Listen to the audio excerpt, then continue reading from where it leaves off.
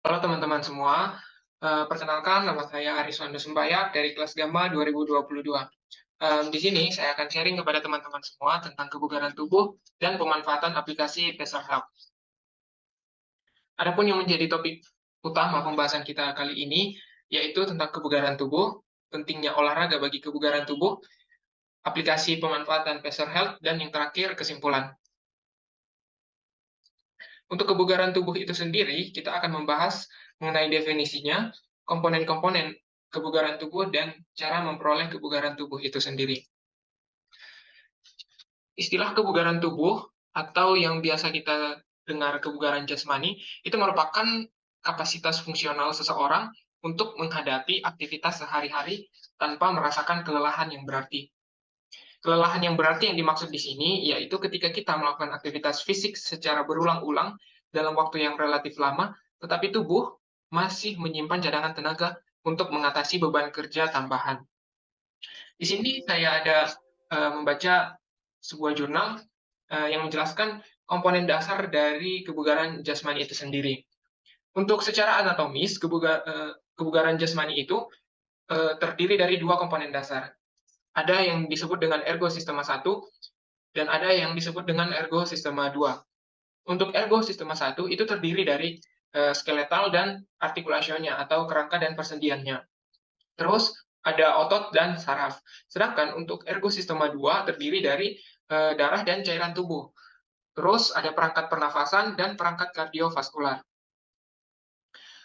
Untuk secara fisiologis, ergo sistema 1 ini memiliki tiga fungsi utama, yaitu fleksibilitas, kekuatan dan daya tahan otot, dan fungsi koordinasi saraf. Sedangkan untuk ergo sistema 2, fungsi dasarnya yaitu untuk daya tahan umum, yang sering juga disebut sebagai daya tahan kardiorespirasi. Jadi, secara fungsional, ergosistema 1 ini mewujudkan kapasitas anaerobik yang merupakan faktor pembatas kemampuan maksimal primer. Sedangkan untuk ergosistema 2 mewujudkan kapasitas aerobik untuk volume oksigen maksimal yang merupakan faktor pembatas kemampuan maksimal sekunder. Nah, untuk memahami lebih lanjut, kita membahas tentang komponen-komponen secara umum. Yang pertama, komponen-komponennya itu yaitu ada endurance atau dikenal dengan istilah daya tahan jantung dan paru-paru. Daya tahan jantung dan paru adalah kesanggupan sistem jantung, paru-paru, dan pembuluh darah untuk berfungsi secara optimal saat melakukan aktivitas sehari-hari dalam waktu yang cukup lama tanpa mengalami kelelahan yang berarti. Daya tahan jantung dan paru-paru berperan dalam pengambilan oksigen dan menyalurkannya ke seluruh tubuh. Yang kedua ada yang dikenal dengan istilah strength atau kekuatan otot. Secara fisiologis, kekuatan otot adalah kemampuan otot atau sekelompok otot untuk melakukan satu kali kontraksi secara maksimal melawan tahanan atau beban. Lebih lanjut, Widya Stuti mendefinisikan kalau kekuatan otot itu secara mekanis sebagai gaya atau force yang dapat dihasilkan oleh otot atau sekelompok otot dalam satu kali kontraksi maksimal. Nah, yang ketiga ada yang dikenal dengan flexibility atau kelentukan. Kelentukan adalah kemampuan sendi untuk melakukan gerakan dalam ruang gerak sendi secara maksimal. Fleksibilitas menunjukkan besarnya gerakan sendi secara maksimal sesuai dengan kemungkinan gerakan. Yang keempat ada balance atau keseimbangan. Keseimbangan ini adalah kemampuan untuk mempertahankan sikap dan posisi tubuh secara tepat pada saat berdiri atau static balance atau saat gerakan atau dynamic balance. Kemampuan balance dipengaruhi oleh beberapa faktor yaitu visual dan vestibular. Keseimbangan statik ataupun dinamik merupakan komponen kesegaran jasmani yang sering dilakukan oleh anak-anak maupun dewasa. Nah, yang keempat ini merupakan komponen yang berhubungan dengan kesehatan. Sedangkan ada 5 lagi yang berhubungan dengan kemampuan atau skill. Nah, yang pertama itu ada power. Nah, power atau yang dikenal dengan istilah daya eksplosif, ini merupakan gabungan antara kekuatan dan kecepatan, atau pengerahan gaya otot maksimum dengan kecepatan maksimum. Kemampuan yang kuat dan cepat diperlukan untuk tindakan-tindakan yang membutuhkan kemampuan tenaga maksimal. Contohnya seperti saat melakukan teknik smash. Yang keenam, ada yang dikenal dengan istilah kelincahan. Kelincahan ini adalah kemampuan untuk mengubah arah atau posisi tubuh dengan cepat yang dilakukan bersama-sama dengan gerakan lainnya. Yang ketujuh, ada kecepatan atau speed. Nah, kecepatan adalah kemampuan berpindah dari suatu tempat ke tempat lain dalam waktu yang sesingkat-singkatnya. Yang kedelapan ada akurasi atau ketepatan. Nah, ketepatan yang dimaksud di sini merupakan sebagai keterampilan motorik yang berupa komponen kesegaran jasmani yang diperlukan dalam kegiatan sehari-hari. Ketepatan dapat berupa gerakan atau performance atau sebagai ketepatan hasil atau result. Nah, ketepatan ini erat kaitannya dengan sistem saraf dalam memproses input atau sebuah stimulus yang datang dari luar, seperti tepat dalam menilai ruang dan waktu, tepat dalam mendistribusi tenaga, tepat dalam mengkoordinasikan otot, dan sebagainya. Dan yang terakhir ada itu yang dikenal dengan istilah koordinasi. Koordinasi ini adalah kemampuan untuk melakukan gerakan atau kerja dengan tepat dan efisien. Koordinasi menyatakan hubungan harmonis berbagai faktor yang terjadi pada suatu gerakan. Kemampuan koordinatif merupakan dasar yang baik bagi kemampuan belajar yang bersifat sensomotorik. Makin baik tingkat kemampuan koordinasinya, maka akan makin cepat dan efektif gerakan yang sulit dapat dilakukan. Nah, itu merupakan komponen-komponennya. Nah, sekarang bagaimana cara memperoleh kebugaran tubuh itu? Nah, ada 3 hal yang penting dilakukan secara umum. Yang pertama itu ada makan, kedua olahraga, dan istirahat. Untuk mempertahankan kehidupan, nah manusia itu memerlukan makanan yang cukup, baik kualitasnya dan kuantitasnya, yaitu memenuhi syarat makanan sehat yang berimbang. Mengatur pola makan mengandung makna kalau seorang bekerja dengan kebutuhan tenaga yang banyak, seperti tukang batu, pengaju becak, atau seorang atlet, berarti membutuhkan makanan yang banyak. Sebaliknya, seseorang yang bekerja di atas meja seperti sekretaris atau kepala kantor yang memerlukan tenaga tidak banyak, maka makanan yang dibutuhkan juga tidak banyak. Menurut pedoman umum gizi seimbang, menganjurkan agar 60-70% kebutuhan energi itu diperoleh dari karbohidrat atau terutama karbohidrat kompleks seperti glukosa. Nah, terus 10% sampai 15% itu dari protein dan 10-25% itu dari lemak. Nah, agar makanan itu sesuai dengan kebutuhan dan makanan harus ada takarannya. Selain itu, kita juga perlu memperhatikan kandungan gizi dari makanan kita seperti vitamin dan mineralnya. Yang kedua, ada olahraga. Nah, berolahraga merupakan alternatif yang paling efektif dalam memperoleh kebugaran jasmani. Nah, olahraga yang memiliki multi manfaat, baik itu secara fisik maupun psikis. Latihan yang dilakukan secara teratur dan sistematis dapat meningkatkan kapasitas total paru-paru dan volume jantung. Pengaruh suatu latihan akan terwujud apabila program latihan disusun secara sistematis, terperinci agar memenuhi tuntutan dan tercapainya sasaran yang diinginkan. Tidak hanya olahraga, kita juga membutuhkan yang namanya istirahat. Istirahat itu diperlukan agar tubuh memiliki kesempatan untuk melakukan pemulihan, sehingga dapat melakukan pekerjaan sehari-hari dengan nyaman. Tubuh manusia tersusun atas organ, jaringan, dan sel yang mempunyai kemampuan kerja yang terbatas. Seorang tidak mampu mengerjakan pekerjaan terus-menerus sepanjang hari. Kelelahan merupakan indikator keterbatasan fungsional tubuh manusia. Kebutuhan tidur pada usia dewasa awalnya berkisar 7 sampai 9 jam. Namun, nyatanya sekitar 6 jam sehari tubuh mendapat istirahat karena faktor aktivitas dan kehidupan sosial. Kelelahan itu berbanding terbalik dengan kualitas tidur yang dialami seseorang. Semakin tinggi tingkat kelelahan yang dialami seseorang, maka kualitas tidurnya pun semakin buruk. Nah, untuk olahraga itu sendiri, yang pertama itu kegiatan untuk olahraga bagi kesehatannya. Nah, untuk kesehatan itu sendiri, kita membutuhkan minimal 3 kali seminggu dengan lama latihan 10 menit. Terus secara terus-menerus dan melibatkan lebih dari 90% otot. Dan yang terakhir, intensitas latihan itu sekitar 70-80 dari denyut nadi maksimal.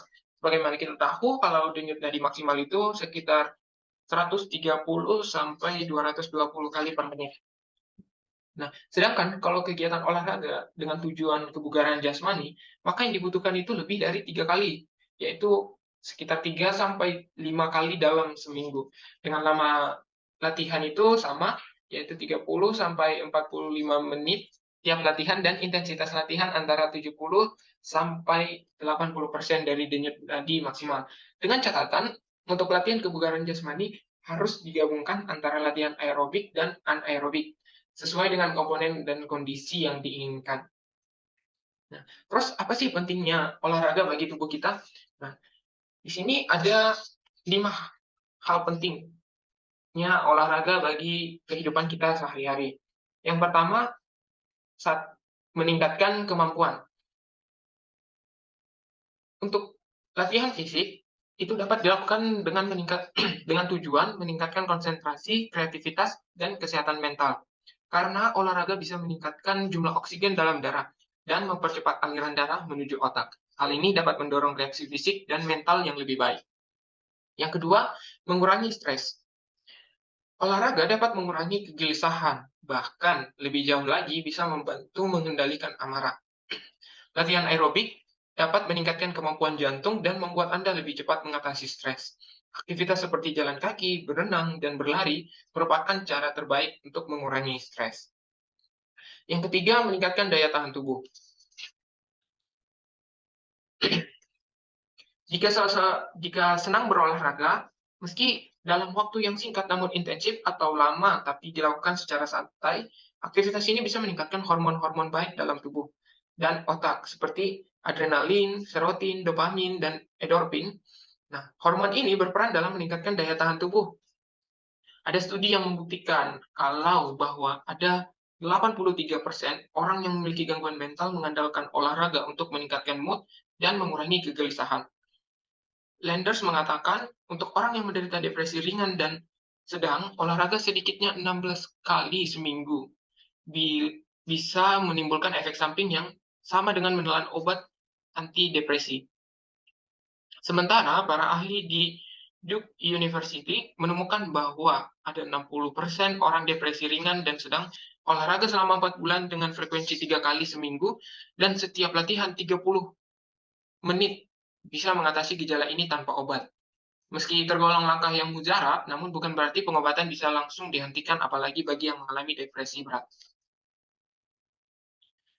Yang keempat, ada untuk memperbaiki kepercayaan diri. Nah, umumnya, semakin mahir seseorang dalam melakukan aktivitas, maka kepercayaan diri pun akan meningkat. Bahkan, satu riset membuktikan bahwa remaja yang aktif berolahraga merasa lebih percaya diri dibandingkan dengan teman-temannya yang tidak melakukan kegiatan serupa. Malas berolahraga dengan alasan kurang memiliki waktu dalam jangka panjang dampaknya cukup buruk ya, yakni munculnya penyakit yang disebabkan oleh hipokinesia atau kurang gerakan. Di antaranya tekanan darah tinggi, diabetes mellitus, jantung, artritis, hipokolesterolemia, dan obesitas. Nah, yang terakhir ada pentingnya yaitu untuk menunda proses penuaan.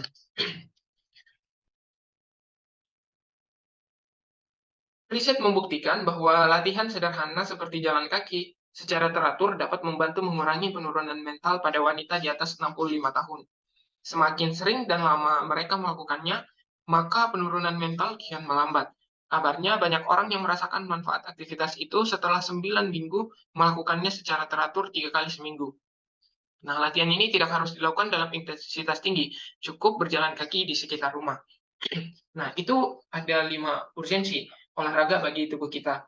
Nah, terus kita bagaimana nih kalau misalkan kita sudah pernah berolahraga, tapi semakin hari semakin malas gitu. Nah, jadi kita kurang konsisten gitu kan. Nah, jadi di sini saya ada memberikan cuplikan video tentang bagaimana tips-tips untuk membantu teman-teman dalam membangun kebiasaan. Nah, mari kita simak video berikut ini. Nah, ada 4 cara jitu untuk dapat bisa membangun kebiasaan. And these are so powerful. I love them so much. Yang pertama, make it obvious. Buat jelas banget. Nah, setiap action itu kan ada rangsangan tertentu ya. Misalnya, kamu mau punya kebiasaan main gitar. Kalau kamu simpen itu gitar di lemari, pasti nggak akan pernah deh kamu latihan. Tapi kalau kamu taruh gitarnya di tempat yang gampang kelihatan, kayak di tengah ruangan contohnya, pasti kamu akan lebih diingatkan untuk latihan lebih sering. Jadi kalau kamu misalnya nih pengen berolahraga lebih banyak, coba deh siapin baju olahraga, sepatu kets dari malam sebelumnya. Jadi begitu melek tuh langsung kelihatan. Sama pentingnya, jangan cuma bilang ke diri sendiri, mau lebih sering olahraga Langsung kita buka kalender buat rencana, buat komitmen. Hari Senin, Rabu, dan Jumat saya akan jalan ke gym dari kantor. Terus kamu siapkan deh tas gym segalanya supaya kelihatan dan kamu selalu ingat. Lalu, make it attractive, buat hal tersebut menarik. Biasanya nih, semakin menarik sesuatu, semakin besar kemungkinan kita akan mengadopsikannya sebagai kebiasaan. Setiap kita melakukan sesuatu yang mengantisipasi sesuatu yang menyenangkan, otak kita tuh melepaskan hormon yang disebut dopamin, yang membuat kita ngerasa happy. Ini bisa kita gunakan untuk membangun habit. Salah satu caranya adalah temptation bundling. Jadi kita gabung godaan, di mana kamu menggabung tindakan yang kamu suka dengan tindakan yang harus kamu lakukan tapi agak kamu gak suka gitu. Jadi misalnya kamu mau punya habit lari di treadmill, kamu bisa incentivize yourself dengan cara mendownload acara favorit kamu untuk ditonton saat lari di treadmill. Atau kamu bilang ke diri kamu sendiri, abis lari di treadmill, I'm gonna watch Netflix. Terus, make it easy, dibuat mudah teman-teman. Sebagai manusia, kita itu kan termotivasi untuk melakukan sesuatu yang mudah ya. Semakin banyak energi yang terkuras, makin malas biasanya. Nah, ada tips and trick untuk membuat kebiasaan yang sulit jadi lebih mudah. Misalnya, kamu mau berhenti nonton TV pas pulang kerja gitu. Coba deh cabut kabel televisi atau cabut baterai remote-nya. Pasti jadi mager untuk nyalain TV dan kamu bisa menggunakan waktu itu untuk melakukan hal lain yang lebih produktif. Cara lain untuk membuat kebiasaan jadi lebih mudah adalah dengan mengubah mindset kamu. Misalnya, awalnya mindsetnya mau belajar buat ujian, ganti. Mindsetnya untuk membuka buku catatan. Atau, daripada bilang mau yoga 30 menit, cukup aja, I am going to roll out my yoga mat. Dengan begitu, kebiasaan jadi lebih mudah dibentuk. Yang terakhir, kita harus make it satisfying. Kita harus buat lebih memuaskan lagi untuk bisa build kebiasaan jangka panjang. Misalnya nih, ada produsen pasta gigi yang melihat demand mereka itu naik ketika mereka menambahkan mint ke dalam produk mereka. Nah, si rasa segar mint ini memuaskan sekali dan membuat orang-orang tuh lebih menikmati the action of menyikat gigi.